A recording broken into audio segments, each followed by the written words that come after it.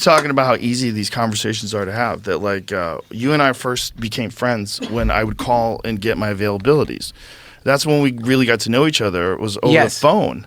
Because I would call and I'd say, hey, I'm in town Tuesday, Wednesday, and Thursday. And you'd be like, hey, man, did you see this documentary? And then we would just start talking. We would talk for like fucking an hour and a half. 2 hours. It was so cool, man. It was such a fun beginning of a friendship.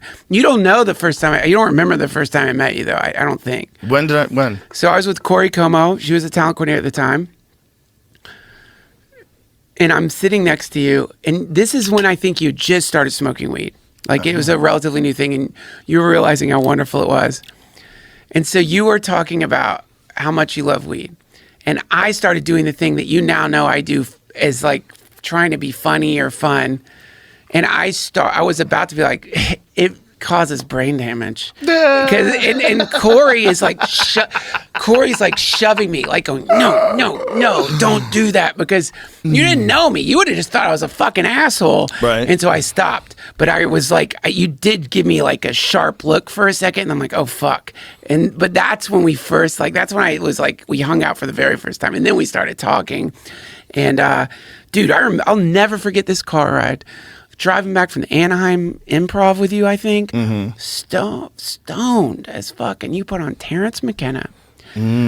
Some lecture that I still think about. And man, I felt like the universe was just melting down. Yeah. And it was really like blowing my mind. I'd read Terrence McKenna, but I'd never listened to any of his lectures. And it was just like he was talking about the singularity. Mm-hmm. And we were both like, God fucking damn it, this is crazy. And there was a series of audio, it might have been cassettes that you could get. It was on Amazon at one point in time, I think. Yeah. But it was all these Terrence McKenna lectures. And then there was a Psychedelic Salon where you can get all of them. Did you ever go to that podcast? No. Psychedelic Salon has everything. Alan Watts, every Timothy Leary, every Terrence McKenna, like so many hours and hours of McKenna. Amazing, because he would give like kind of similar speeches, but it was all, he just kind of would go wherever it would take him. Yeah. And he was so good at it because he was doing it constantly. So he would just show up to these places, and it was really interesting because he was like Timothy Leary had it wrong. Like, what I like to do is keep things small and quiet. And so he would do like, a couple hundred people here and there. Who cares? Nobody bothered him. Yeah. Never got too crazy. Yeah, man. Man, of all of the luminaries that we missed, that I didn't get to talk to or hang out with, that one, God, it would have been so cool. I've become friends with his brother. His brother's amazing. Dennis is really cool. He's amazing. And Dennis is the more skeptical scientist. Like, he's a legitimate scientist, and he has some very, very unique, like, informed thoughts, particularly about the stoned ape theory. That's one of the more magical ones. Yeah. That's one of the more magical theories, because, man, if they're right, that's crazy. Yeah. I mean, because that's a nutty one, dude. That's a nutty one. That thing that became, literally is why we became human. If that thing somehow or another became a Schedule I substance in this corrupt, fucked up culture, where you could get locked in jail for the very thing that turned us into people. Right. The very thing that the universe provided for you to grow and evolve.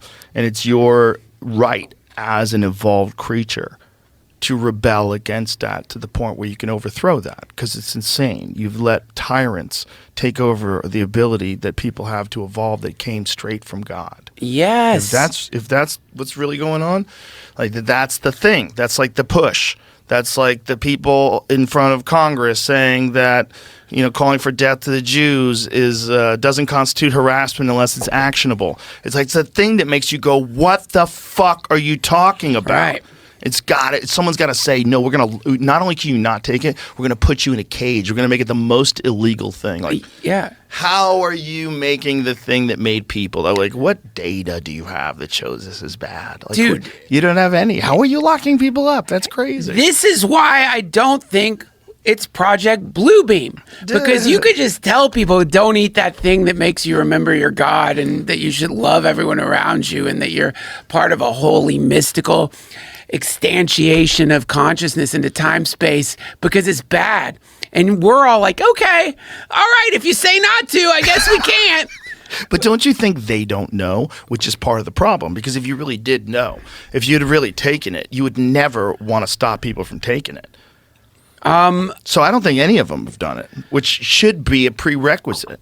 I don't know. Graham Hancock has said, I think he had a crazy number. He said you should have no fewer than 20 ayahuasca or psilocybin experiences. Jesus Christ.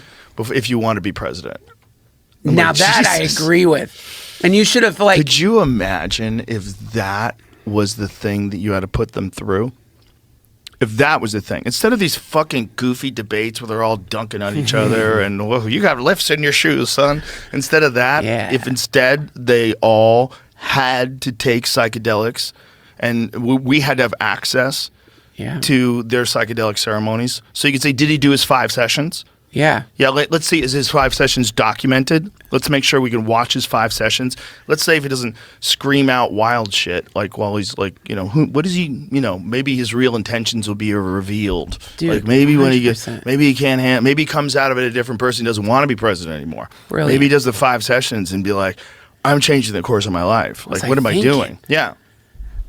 That sounds nuts, but if we were a healthy society, we would legitimately consider whether or not someone should have some very powerful documented psychedelic sessions that we know at a dose to be a transformative experience and have multiple ones of those documented if you want to run things.